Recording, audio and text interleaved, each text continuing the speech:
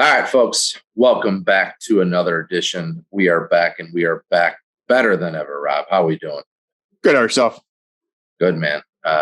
Inside, which twofold, not necessarily a great thing. I'd love to be outside. I was going to say it's perfect outside right now. I know. Well, I do have a pool going in, so that's a good thing. Oh, that is a good thing. But I got a ton of shit like all over the place, which is in my realm of like how I need to be like organized and shit. I'm losing my goddamn mind over here. I mean, there's shit everywhere. There's dirt everywhere. Like, I just want to power wash every day. And obviously it makes no sense to do it until it's all said and done. But yeah, I'm losing my mind over here, man. I just can't wait for it to all be done. It should be shortly. And then I could be back out in the garage. So there you go. Very nice. How are you doing? Good. Did you get out this weekend? I did. I played Bolingbrook on Sunday. Played with Vince, your cousin Jeff, and the new member Chad. Nice. Who, by the way, I think should be the poster boy or the spokesperson for the tour. I don't know if you remember, but Chad is the one that signed up for all 3 tours last Wednesday. Yep. And I was laughing because we got done with the round on Sunday. I said, did you get at least one of the other rounds in? And Chad had himself a weekend. He played Masters round for Ravisloe on Friday night. Last person on the course, him and his partner on 18. Ravisloe was trying to kick him off. Played Wilmette on Saturday for his Masters round for the north side. And then he played with us on Sunday for his Masters round for the west side. Let's go, Chad. Chad had a weekend, man. Chad had a weekend. I mean, that's a great little stretch of golf right there. Oh, hell yeah. Yeah. So no, it was I played shitty, but the company was good. The laughs were even better. So I did enjoy it. Bolingbrook was, and there's a lot of rain out here, so it was a little rough, but yeah, I enjoyed that course a lot. Was Chad an older guy or younger guy? Chad's he's an older guy. He's got a couple kids. But yeah, he heard it from a buddy and he signed up right away. I misunderstood, but I think he heard like it, beginning of last week, and he jumped on it right away and said sounded awesome and he loves it so far. So that was good to hear. So nice. Yeah. I got a little tidbit from Jeff about your guys' round, but not too much. But speaking of Jeff, he's going to be joining us tonight as the first major winner of the 2020 season. He is the green jacket winner of the Masters event at Ravisloe. Had himself a day there. Dude, on Sunday, I told him, like, that putter was probably the best decision he's ever made purchase-wise. He was automatic. Yeah, that putter and then his fitting too. Yeah, we'll get to the round on Sunday. As I mentioned, we're going to be bringing Jeff on here shortly, so I'm sure he'll tell us all about it. But did you catch any of the Byron Nelson this weekend, Rob? Oh man, I did. Not Sunday, not the closing. I was following it on the phone because we were playing. We teed off right like in the heart of it. But yeah, dude, I was like, oh, Spieth's ready. I think Spieth's got it this weekend. Not to jump ahead, but I think he's gonna do the Grand Slam. But oh boy's right. But no, I did watch. I had it on the background Thursday, Friday. Watched a good portion of Saturday. I enjoyed it. I thought it was great golf all around, just to see everybody, the ups and downs of everybody's round. Yeah, I didn't catch a ton of it. Thought the course was kind of boring, to be honest. But I did catch Sunday, and boy, did Sunday cash in big for our man T. I know. I told you when you sent that text, I was laughing, me and Jeff, because we thought it was you. But yeah, obviously T hit it pretty big. Yeah, and his odds were actually bigger than what he gave us. I think he gave us like 135-1, and he actually got Cage Lee at like 150-1.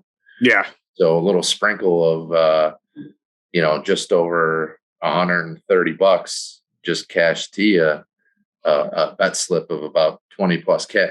So I know. I said, we book it with T, and we might have to just start booking every single pick that T has. Yeah. But yeah, he cashed in big this weekend. So at that one point, I thought Matt's too was going to do it, man. I was like, holy shit, T picked him. I mean, I know the course is boring. I mean, it's some of the short par fives, but like to see Matt's like hit the freaking, I think it was Friday when he was sitting into that first par five and eagled it. It was like 2 feet away. I mean, I know that's boring, but it was awesome to watch that ball flight, like just landing softly up there. I had Matt's too. I mean, I was all for it. And I'm like, I was side texting T, and he's like, well, I got KH too. And I'm like, I didn't take KH. I only took Matt's. So yeah, T had himself a weekend. Hopefully, those picks will be coming later, but we're going to jump right in with the 2022 Masters Event Champion. Jeff, let him in. Let him in. All right, folks, we are back with the 2022 Green Jacket winner, Masters Edition. Jeff Mcgursky fired off a 72-64. Jeff, what's up, buddy? Much, guys. How are you? Thanks for having me on here. Yeah, thanks for coming on. So obviously listeners know you're an avid listener. You bust my chops. We're cousins. You bust my chops all the time about, whether it's your music selection or maybe, which is good, by the way. He's got good playlists. Oh yeah. Well, I heard you busted out at Johnny Cash Station last weekend. I've heard it before. It's kind of not, you have to ask for it, I believe. I think Will might have gotten some Johnny Cash out of you one time, but typically, it's like 80s, 90s rock. But he likes to loosen it up with some ZBB. But what were you listening to during your Masters round? I think it was Zach Brown radio. I think it was, or it was just Motley Crue radio, one or the other. But we had a young player with us, and I don't think I'm not sure if he was really into the music, but my buddy Danny, I think, was playing Michael McDonald radio. Okay. Some easy listening stuff. I think 93.9 FM type stuff. So. Right. We had that going, and we had metal going, probably 80s or 90s going, and the other one, and the 18-year-old kid who we played with, I forgot his name, but I think he was a little thrown off at the mix. Was it Alex Pineda? Pardon? Was it Alex Pineda? Yes, very good player. Yeah. Sorry, Alex. Yeah, absolutely. He's a stick, man. I played with his brother a couple weeks ago. Alex is super good. Oh, they played last year, right? Yeah. Yeah. So really the story I got from your counterpart over here, Rob, or Jeff, and a little bit from you, multiple sources are saying that you didn't miss a putt with inside 15 feet. How did that feel, knowing that every putt had a chance to drop during that round? It felt great. We're still trying to get used to the new putter. But it felt great because my 100 yards in game was really what did it for me. I hit a bunch of solid wedges on the front nine, and that put me in a position for a lot of 10, 12 footers. And I think on 8, the pin was up on top of a spine, and I actually hit it just to the left of the spine and sort of had I think an 8-footer that broke 2 inches. So it was probably the straightest putt I could have had on that green. Right. Maybe it was 8. No, I think it was the 9th hole, because once you cross over the bridge, or not the bridge, but the road, that's 10. Yeah. So on the 9th hole is the one with the spine. Yep. I was just left of that spine, and I pretty much had the straightest putt on the green. Yeah. What was that pin? Back right? I think it was back middle, right on top. Yeah. That's a super tough green. Absolutely. If you're anything to the right of it and you play 4 feet of break, it's really 8 feet of break. Right. So what did you go on the front? So I did 34 on the front, and I think 38 on the back. Yeah, I have your card right here. What hole would you want back, if any, that you could? Man, I tell you what, it's probably that long par 3, probably number 11. Yeah. Were they? Was it way back? Was it the tees way back? The tee, I think it was playing 2. I think we played it at 220. Yep. And the wind was into us a little bit. And it was a tough 4-iron, and I really wanted to leave it on the right hand side of the green for my miss, and I actually hit it flush, and it didn't move, and I wound up in the bunker, and I had that would be the shot I'd want back, is because I didn't leave myself an out on the right hand side. Right. I mean, you played pretty steady, obviously, going 2 under on the front, 2 over on the back, correct? And then correct. And then, in terms of playing partners, do you feel like, you've never played with Alex before, and Alex's stick, I believe he's like a point, 7, right? So playing with a guy like that you've never played with before, and not even knowing, how good he was, just playing with somebody new, do you think that kind of elevates your game? I wouldn't say that. The last 10 years, I think me and my friends have all surrounded ourselves with better players and guys who have taken the game seriously. And playing with a guy like Alex, who's got a smooth, solid swing, and then you have a good buddy of mine I played with, Dan. He's just good people all around. Right. Those two, that mix was actually just kind of perfect. Alex was a polite, young, kind person who had nothing but positive things to say, and wasn't a negative Nancy, and didn't need a lot of help with things, and just kind of kept to himself, and he talked when he needed to. And I just think the group as a whole is really what does it. And then you find yourself playing accidentally with a better player, and then you look the night before, you're going out to play with someone new. And then all of a sudden you find out that he's a 1 or 2 handicap, and you're like, oh, well, maybe I need to step up my game. So to your point, a little bit that goes into that. Sure. But mainly you're saying the vibes are what does it, really. Absolutely. Yeah. Absolutely. Rob's a big vibe guy. He said I mean, that's what I told you yesterday when we talked, or Sunday, like you could play shitty or whatnot. I mean, everybody wants to play good, but like I was saying, Jeff, like when we played Sunday, it was just good company, right? So no one got mad. Everybody was even kill. Everybody was laughing. Everybody had jokes. And, if you play bad, you play bad. But it was all about a good time and all about having fun, really, honestly. So, Yeah, and being and playing Sunday afternoon with you guys, everybody was even keel. Everybody was nice. They were polite. Yeah. You and Vince were more than accommodating and more than welcoming. Me and the other guy, Chad. Yeah, Chad was good people all around. He was just an add-on, and all of a sudden it's like, hey, we got 4 guys who have something in common, and it actually. I've had nightmare rounds, on golf now, and all of a sudden these guys show up, and it's like, man, the first hole, you're like, did I really get paired with this guy? Right. It's going to be a long 18. Right. No, then that's the thought after the first or second hole. But when, you guys were really inviting on the first and second tees, so you guys made us feel included and welcomed and all that good stuff. Yeah, that's what it's all about, man. I would definitely agree.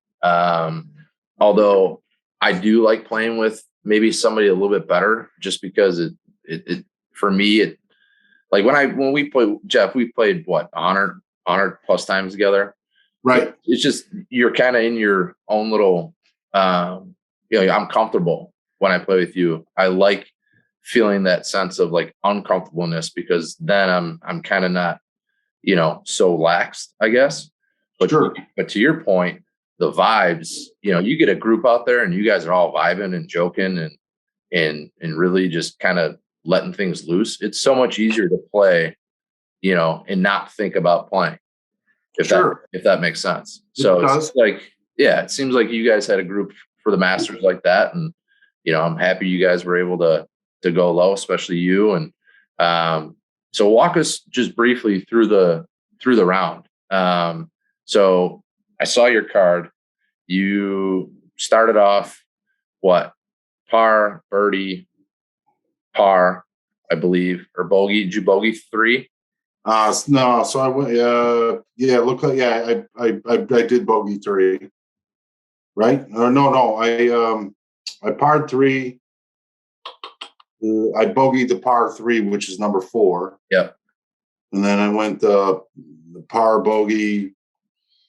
7 was a par, and then 8 and 9 were birdies. Right. That number 4, I think, is right up there with 11 in terms of, for whatever reason. I mean, well, not for whatever reason. That hole is tough, one, because, it is, what, $170, depending on what the wind's doing. You got heavy bunkering, like pop bunkers all around. That par 3, I mean, I can't tell you. I mean, the amount of times we've played Ravisloe, I can't tell you how many times I've parred that hole. I very rarely hit the green, and with one of my, since I came from Idlewild, one of the things I wanted to work on was where my misses were. Mm-hmm. And you and I don't need distance. Rob doesn't need distance, so I went with a different club. So when I hit it off the heel or I hit it off the toe, my misses are now short. Right. And I'll miss a lot of traps, and I'll miss a lot of, other stuff in the way. But that 4th hole, I caught it a little heavy. Yeah. And I wound up short, and I wound up, still having to, chip up and all that. But that's where my game's at now. Right. That 4th hole, if you're side hill bunker, or even in the collection bunker over there, there's no chance to get it up and down or get it close. No, but that's just a tough hole. That's just a tough hole all around. All around. I mean, if you can get out of there, I mean, I think personally that par 3, you get out of there with a bogey, that's a happy bogey. Oh, absolutely. There's a lot of danger there. I mean, you go into one bunker, you could fly it into the next one, and then next thing you know, you're looking at triple in the face. So correct. Had it happen too many times. But moving on to the back. What did you do on the back there, starting on 10? Obviously, 10, you came out of the bunker and what? On 10, I came out and I birdied that. I wound up pushing one to the left, and then wound up having to go over a tree, and I stuck that 8 to 10 feet, and I pounded that in for a birdie as well. And then the 11th hole came up. And then, that's sort of where things kind of fell and started to get a little loose on the back 9. Yeah. Because you by then someone already tells you your score. Oh, yeah. And you're like, man, I'm 1 under already. How did that happen? And then you're kind of swinging a little tentatively the rest of the way. Yeah, sure. And especially on the back there too. Did you guys happen to have a favorable wind at your back on the back in Ravisloe? No, so I was confused by the wind on the back, and I want to say 11. I think we had the wind at our back, and I didn't take advantage of that. And then the rest of the way it was just I think crosswinds or even wind in your face the rest of the round. Gotcha. So those par 5s were definitely playing true then. Correct. Yeah. What about? Let's jump forward to 15. So the other par 3 uphill, and then that kind of takes you into the little, amen corner of Ravisloe there. But that par 3, 15, is a great par 3. What did you do there? Oh, so I finally, most of those par 3s are, on that course, travel in the same direction, whether it be east or west. So I decided to club up, and I hit a flush, and now I'm at the back of the green. And I wound up having to chip up, and I wasn't able to get close on that one because that was that green ran away from you quickly. Oh yeah. If you're above the hole in that green, it's tough. So what'd you get out of there with on that hole? I got a 4 on that one. Okay. And then 16. I bogeyed that one. 16, I think, is arguably one of the toughest greens around. It's very shady. It's probably I had to guess, 20 by 20, if that, and it runs away from you. Yep. And everything that's middle to long is gone, in my opinion. Yep. Where was that pin at on 16? So that pin was up in front, and I played a little extra club to make sure that I got it back there, at least have a putt uphill. And I don't know, the wind ate it up, and I wound up, 5 yards short. We all did. Alex, Danny, and I did. We all had chip ups, and I think those guys sank their putts, and I wound up 2-putting that green. Yeah, short. There's not actually shorts. If you're gonna miss, shorts to play there. So you got putts. So what was your total putts? Did you keep track of that? I think I'm looking at my card. I think I had 27 putts.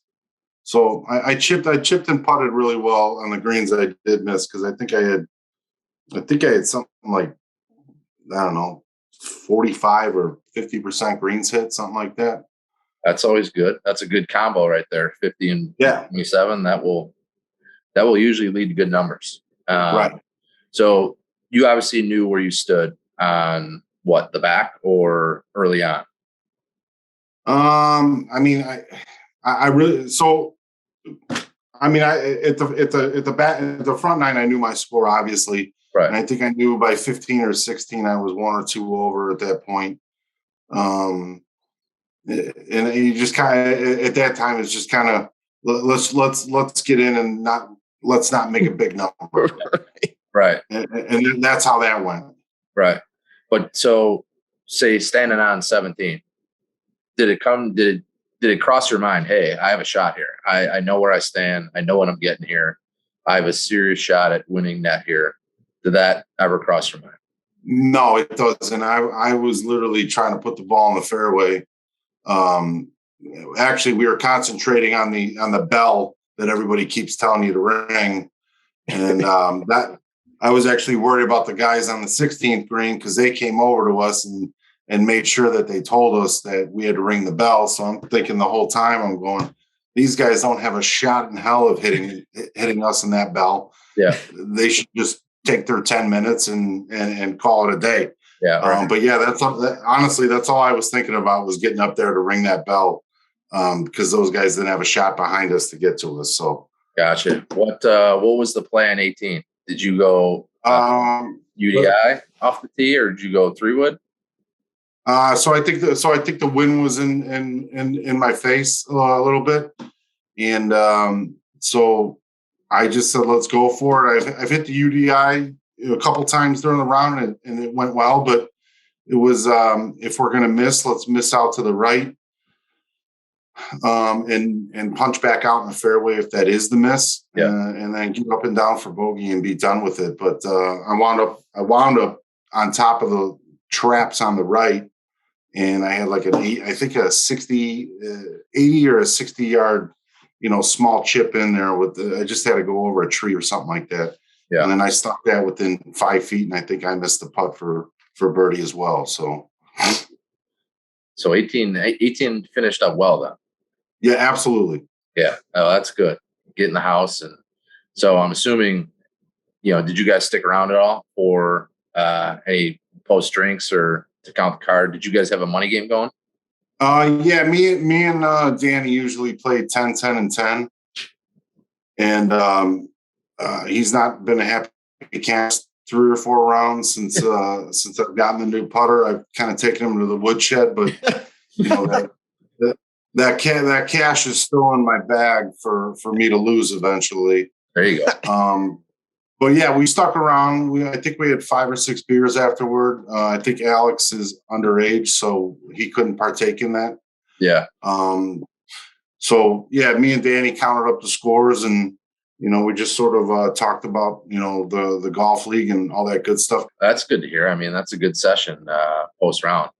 So with the points earned as net overall winner, 1.5 times the points. Now, do you feel that you can kind of go out there and play a little bit looser, knowing that you have, a lead in the points, or is it you stay with the same mindset? You're just going to be aggressive and attack, and whatever happens, happens.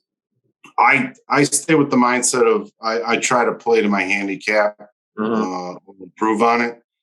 I really don't go out there and try to press anything for points or whatever. I just kind of let that happen naturally, and then I figured out after the round that maybe if I played a little aggressive this way, maybe I could have jumped up or whatnot. But usually the points and the money don't come into play when I'm playing. Right. Well, even with the side money game, it's usually just I'm trying to play my best no matter what. And if I get beat by a birdie, or even if I get beat by a par, it is what it is. We move on to the next one. That's it. That's good golf right there. Mm-hmm.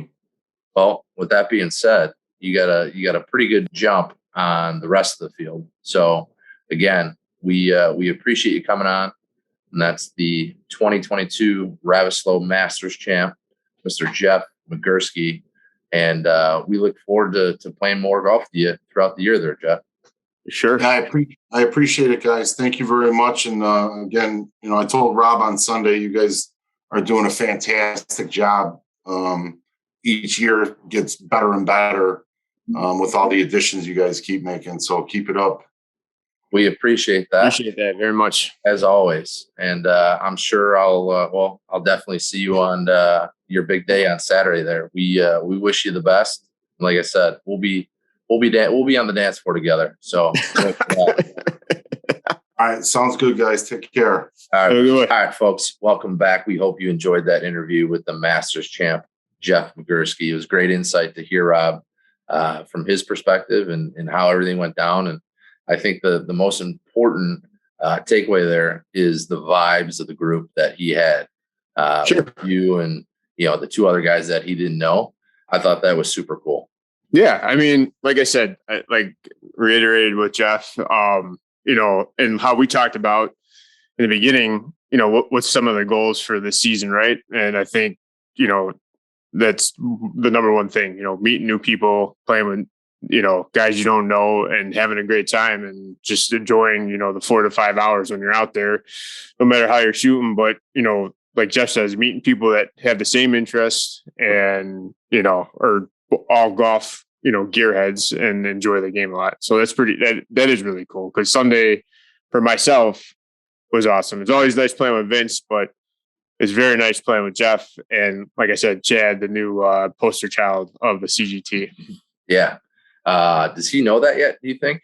Well, I said that too. So we're in the parking lot and, we're adding up the scores and everything like that. And that's where I asked him, I said, so, like I said earlier about the other rounds, and he started rattling off what he did. I couldn't stop laughing, and Vince couldn't stop laughing. Jeff was laughing. It was awesome. It was good to hear. And him just talking about random people he's playing with and how he found out was, what this is all about. That's why we do this, right? To just spread the word and have people join in a game that we all love. Definitely. We're going to break down real quick, briefly, the West Side Tour and North Side Tour event there, Rob.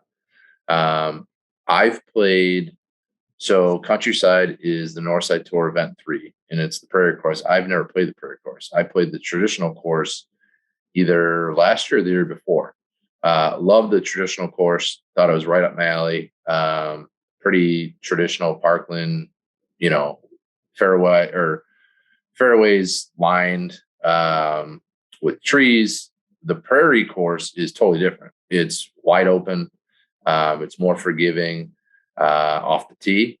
I was told that the rough gets a little bit longer. They make the rough a little bit longer at the Prairie course just for that reason. So it's a little bit more penile. But from what I've gathered and from what I saw being out there, it just looks a little bit more wide open. It is a little bit longer. It plays at just shy of 6,800 yards, I believe.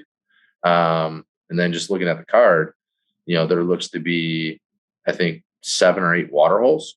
So, again, from our sources, which have been pretty spot on as of late, especially with Randall Oaks, the key, from what I've been told, is you could still make plenty of pars from the other fairway over. It's simply putting yourself in position, especially around the greens. There's some not heavy bunkering, but there is quite a few bunkers along the fairways. So you can stay out of trouble there. I think you're in good shape. But a course that we have played, and that is the West Side Tour Event 3, and that's Orchard Valley. And Orchard Valley is right up there, in my opinion, with like the hidden gems of Heritage Bluffs, right? Yeah. So we discovered Orchard Valley early on 4 years ago, and every year I go play it, I think it's better and better each time. I have to agree. Yeah, it's again, broken record, but never even thought about playing that course. You know, never even, I probably have heard of it, but was just never on the radar. And yeah, it's one of those courses that, like you said, once you play it and you understand it, you get better and better with playing it, right? Playing it the right way and the smart way. So I do thoroughly enjoy that course. It's tough. The first takeaway I had after getting through like 5 holes at Orchard Valley was, holy shit, this place is like maintenance wise like a country club. Yeah, I would have to agree with that. Very well maintained. And then the second thought was, holy shit, this place is tight. Yeah, it's you know, again, I think it's like Heritage Plus, where you pretty much use every club in a bag, right? I mean, first hole, you don't even need a driver or even a wood. You can simply hit a 5-iron if you wanted to, and you'd be 115 in or something like that. But yeah, then 2, depending on where the tee set up for that par 3, that's crazy. Either you're going fully over the water or cutting it over. I mean, it's got literally a little bit of everything on that course. You will hit, like you said, you will hit every club in your bag at Orchard Valley. I mean, it's a lot of target golf. A lot of water comes in play. It's not, I mean, there are some holes like 4 and 5 that are like very tight, where there's really no air for a miss. I think on the 3 and 4, 3 you got water on the right, and 4 is a par 5 that you got to hit over. You could try to be a hero and cut it, or you should just play a smart way.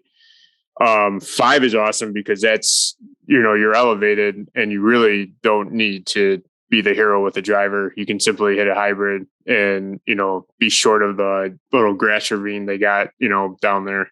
Right. But 6 is one of my favorite par 3s just because of how that's set up. You're both elevated, the tee and the green a little bit, and how it's surrounded by the sand. And then 9 has to be the longest par 5 I think have played. It's long. Par 4, I should say. Longest par 4 I think I've ever played. It feels like. I was just going to say, Orchard Valley, like there's not too many courses. Well, I guess there are, but you know, when you walk away and you say, man, there's a lot of good par 4s on that. Typically you don't hear that. It's usually like about the par 5s or the par 3s. Mm-hmm. There's a ton of good par 4s at Orchard Valley. Oh, heck yeah. Yeah. I think the bunkering is what does it there now that I'm thinking about it. I just think the bunkering is super fun there. Mm-hmm. It's strategic. There's some mounds and kind of some rolling hills in the fairways. Yep. And then the greens are just super cool. They're mostly surrounded by bunkers. Even a lot of the par 3s, like you said, are either elevated or, you know, across a pond or what have you.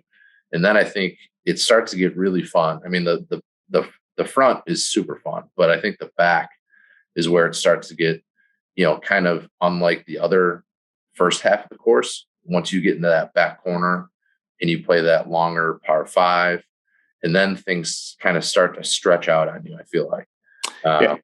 10's a good starting hole, you know, starting that back 9 off, because I always like those blind, you know, dog legs, because it's kind of fun to sit there and try to cut it, right? To see if you can shorten the hole a little bit. But yeah, 11 is a good poke for a par 5. And then what is it? You go 11, 12 is the par 3. 13 is that's the tight one, because you got to be short of that, you know, the water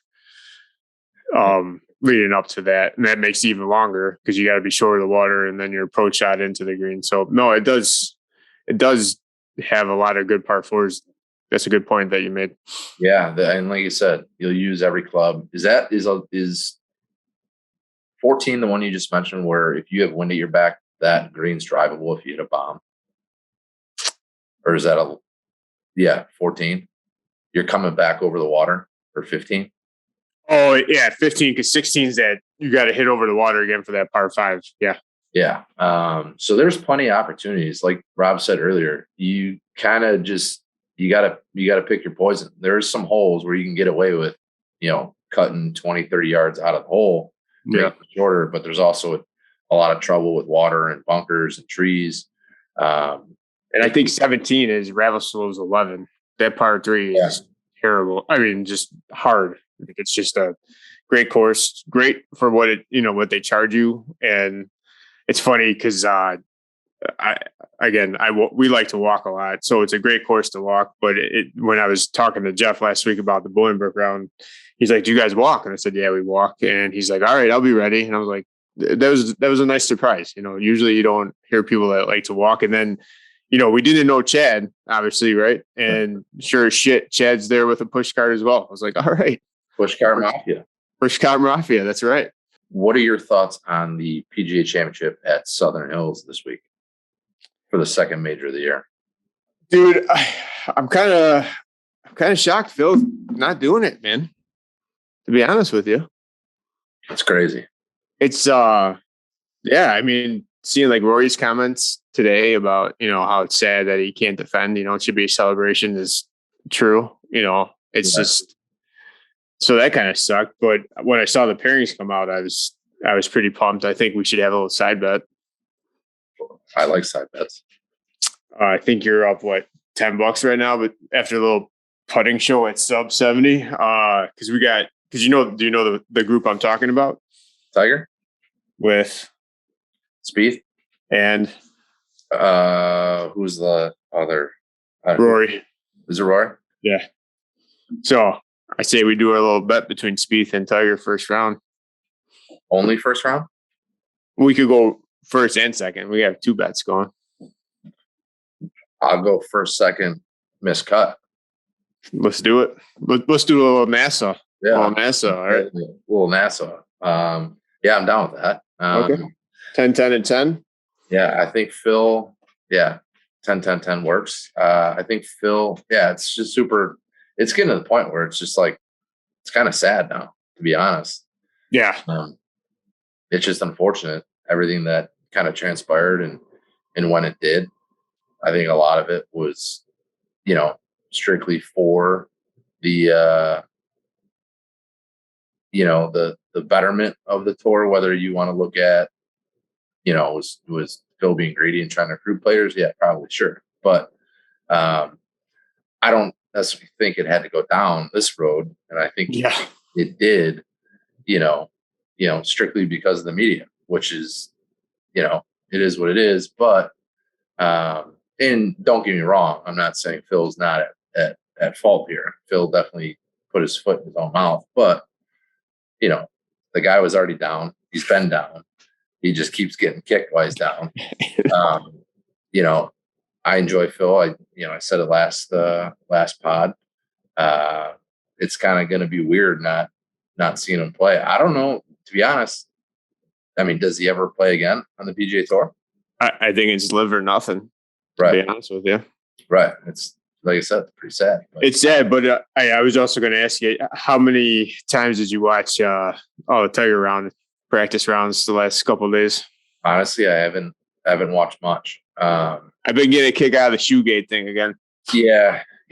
I know he's wearing the FJs again. The other thing is too, I've been meaning to jump into was the actual course. I'm not very familiar with Southern Hills. I know it's hosted, many majors over a long span, and it's been around and it was redesigned again in like 2018.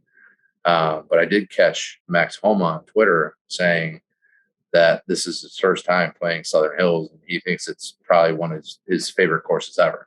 Yeah, and he only played the first 9. Yeah, so that's saying a lot. Yeah.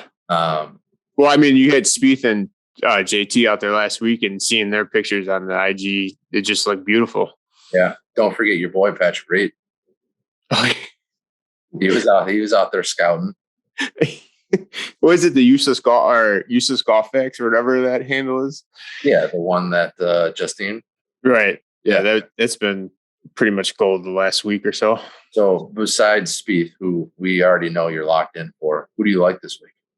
I don't know, man. JT, he looked pretty good this past weekend. Not to jump back to, the AT&T, but like, what I was shocked by was freaking Scotty, dude. Like going, I had it playing on in the background Friday for him to, go double bogey, or was it triple bogey, and then come back and make the cut and then shoot what he did. So I don't know. I really like Spieth, JT for sure. I don't really Rory. I like Rory, so it'll be interesting to see. I really do. Make fun of me all you want, but I really think Spieth's going to do the career Grand Slam, and it's going to be awesome. Although you say this week in and week out, he's been getting better, hasn't he? Yeah. I mean, he was this past weekend, dude. I was like, if KH Lee didn't because he eagled that, right? On the back nine, it kind of put him 2 strokes ahead, and I don't know. And he got that up and down, but anyways, I really like the way Jordan's treading. What was Jordan was 3-putted from like 9 feet out on what was that, like 15, 14? Like on Sunday. Yeah. I didn't see that. Yeah, but to your point, another guy who I think is someone to look out for this week is Xander. He was the same way last week. Oh yeah, you're right. That was I always love those tweets that say, you think you could be a golfer, you want to play golf, and then you see that he shot 60 something, and didn't even sniff, being taken it. It was crazy. Yeah, he was about to miss the cut, and then he just went off. So I think out of T's picks, which we'll look at here in a minute, I like Xander a lot. This is another event because it's a major that I'll sprinkle a little bit more on than usual. Obviously majors are awesome. So are you gonna bet every one of T's picks, his picks? Possibly after him hitting it big last week. So I might just have to be honest. But we'll jump right into the Book It with T PGA Championship books. And his long shot is Peters 200-1, Fitzpatrick 45-1, Xander 28-1, Cam Smith 25-1, and his favorite Rory 18-1. And you could book it with T. What do you think about that Rory pick? I like the Rory pick. I said I thought he might be one of the guys to watch. I do like the Fitzpatrick pick. He won something here, right? And I'm going to sound like an idiot because I don't know what it is, but didn't he win something here? An AM event or something? That I don't know. I know Tiger's won there. Well, he thinks he can win. So we'll see. So will you bet on Tiger? Absolutely. Tiger's definitely gets sprinkled on for sure. Speaking of money, Rob, what was money from last week was our guy, Vince, the hot dog reviewer guys. Review of the Bolingbrook hot dog. I was dying laughing because Jeff's like, "Oh yeah, guys, he's gonna do a hot dog review, so it better be good." And the cart girls were like, "What's going on?" But yeah, it was good. It was awesome. I got a kick out of it for sure. Vince crushed it. His debut hot dog review, he absolutely crushed it. Bolingbrook loved it as well. They shared it on their social media. They said, "We'll take it." 3 stars out of 4. So I'll tell you one thing: Jeff and Vince bonded over hot dogs for the next 3 or 4 holes. That's all they talked about. Not only does golf bring people together, Rob, food also brings people together. Right. Which also just so happens to lead us into the top 3. Are you ready for the top 3 food-related question? I want to know your top 3 favorite sandwiches. Top 3 favorite sandwiches? Yes. Just in general? In general. Does a wrap count? No. All right. People make fun of it, but 3 in the 3-hole, the tried and true Pepe from Jimmy John's. Just the old ham and cheese is a good go-to. Do you remember the grinders? Yeah. Down at Eastern? Oh, yeah. Boxa? Yeah. Oh, yeah. Give me anything out of there. Anything out of there. I'll take any grinder sandwich out of there. And then my number 1, I have to give it a shout out because we hit it once a week when we hit the office. You ever have Fontanos? Oh, yeah. Oh, yeah. The wise guy. Oh, yeah. Number 1 sandwich. Oh yeah, Fontano's meatball sub is great. Yeah, I haven't had that. They do have the meatball challenge, and it seems they do look pretty good. But they're Wise Guy. I mean, you got to get the good bread day, but that's got to be my top sub. Gotcha. I'm going a little. Well, you'll see. 3-hole is going to be the traditional PB Grilled cheese. PB&J. Oh, nice. I have a PB&J just about every day at work. It's crunchy. It's my secondary sandwich, extra crunchy. Wait. Did you just say secondary sandwich? Yeah. What does that mean? So I have a deli meat sandwich usually, like a ham and cheese, and then I'll have a PB&J for either later or at the same time. Wait, you'll mix a deli meat sandwich and a PB&J at the same time sometimes. No. These are two separate sandwiches. No. I understand that, but you'll eat the sandwich and then you'll eat the sandwich after that right away. Yeah. Sometimes. Yeah, I'm a grown ass man. That doesn't fuck with your stomach or anything? No. Oh. I mean, my lunch is literally like my high school lunch. How do you? No, I can't make fun of that because if I was on a desert island, I could live off of salami sandwiches and pizza. So I agree with you. Yeah, I mean, I usually go either like ham and cheese or turkey and cheese, and then I'll have a bag of chips and then a PB&J for either at the same time or later, and then like a protein bar. Grape or strawberry? Grape. So the PB&J sits in 3-hole. Number 2, I'm a cheesesteak fanatic. Really? Yeah, love cheesesteaks. Cheesesteak, I think for the most part, wherever you go, it's at least, edible. Obviously there's places that are better than others. And it's all about the bread too and the ribeye, but huge cheesesteak fan. And then number 1, I think, is probably going to be a traditional pick on most people's list, but and this is in no particular, this isn't from a specific place, but just an Italian sub. Oh yeah. Italian sub. I'm a big Bari guy. I'm a big JP Graziano's. Give me an Italian sub from any well-respected place, and I'm a pig in shit, right? Mm-hmm.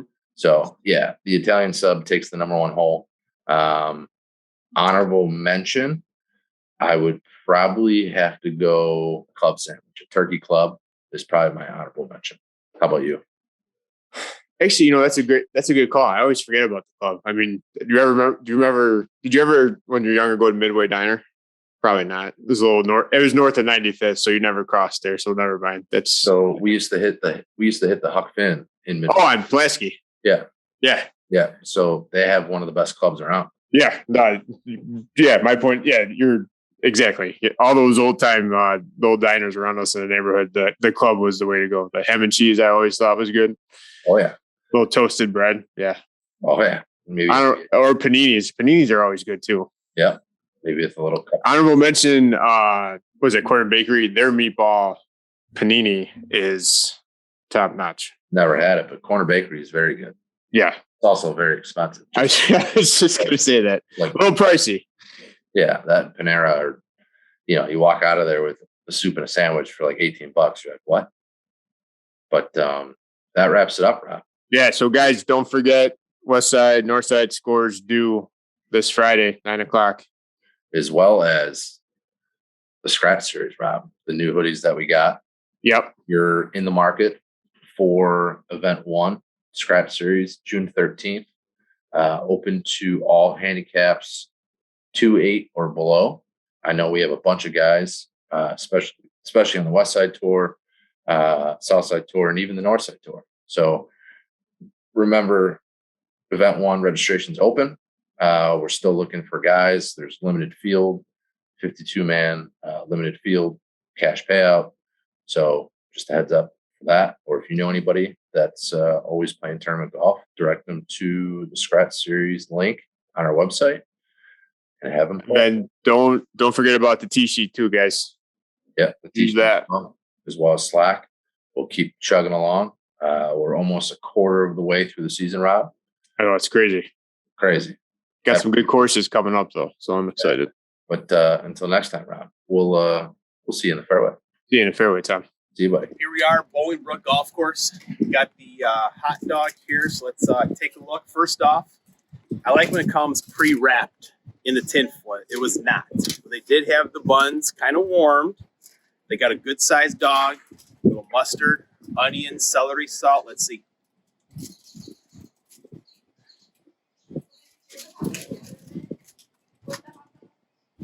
It was good.